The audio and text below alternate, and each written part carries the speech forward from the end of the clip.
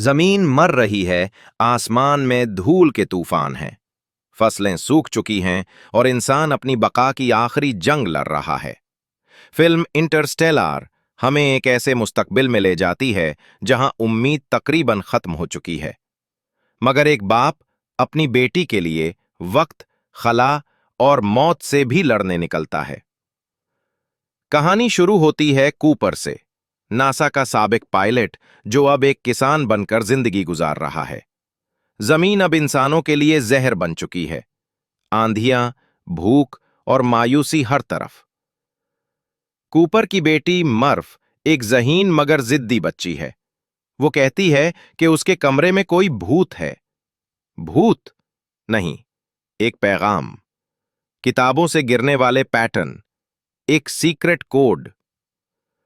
Cooper और मर्फ उसे decode करते हैं और वो कोऑर्डिनेट्स निकलते हैं एक खुफिया जगह के, नासा के अड्डे के। वहां प्रोफेसर ब्रैंड बताते हैं कि जमीन खत्म हो रही है, मगर शायद खला में कोई नया घर मौजूद हो। जहल के करीब एक वर्म होल दरियाफ्त हुआ है, एक रास्ता जो किसी दूसरी कहकशां तक जाता है। 3 मुमकिना सैयारे, मिलर, एडमंड्स और मैन के। कूपर को मुंतखब किया जाता है इस मिशन के लिए, मगर कीमत है अपनी बेटी को छोड़ जाना। मर्फ रोती है, चीखती है, कहती है बाबा मत जाओ, मगर कूपर वादा करता है मैं वापस आऊंगा। जहाज एंड्योरेंस खला में उड़ान भरता है, वर्म होल के पार एक नई दुनिया और वक्त का नया कानून। पहले वो मिलर के सैयारे पर उतरते हैं, एक दुनिया जो समंदर से भरी है, मगर वहां 1 घंटा जमीन के 7 साल के बराबर है। एक गलती, एक हादसा, और जब वो वापस जहाज पर आते हैं जमीन पर 23 साल गुजर चुके होते हैं। कूपर के लिए लम्हे, मगर उसकी बेटी के लिए उम्र का एक बड़ा हिस्सा। अब मर्फ बड़ी हो चुकी है, एक साइंसदान बन गई है।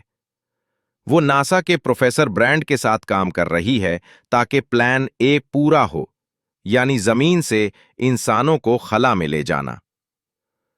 मगर मर्फ को एक दिन पता चलता है कि ब्रैंड झूठ बोल रहा था। प्लान ए मुमकिन ही नहीं था।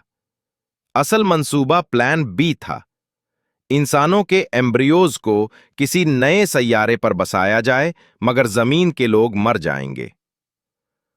दूसरी तरफ कूपर और उसकी टीम मैन के सैयारे पर पहुंचती है।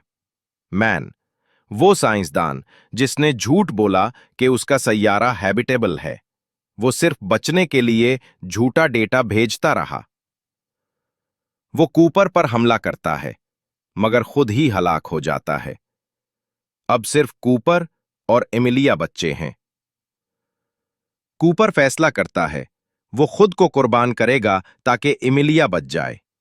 वो जहाज छोड़कर एक ब्लैक होल गारगेंचुआ में दाखिल हो जाता है।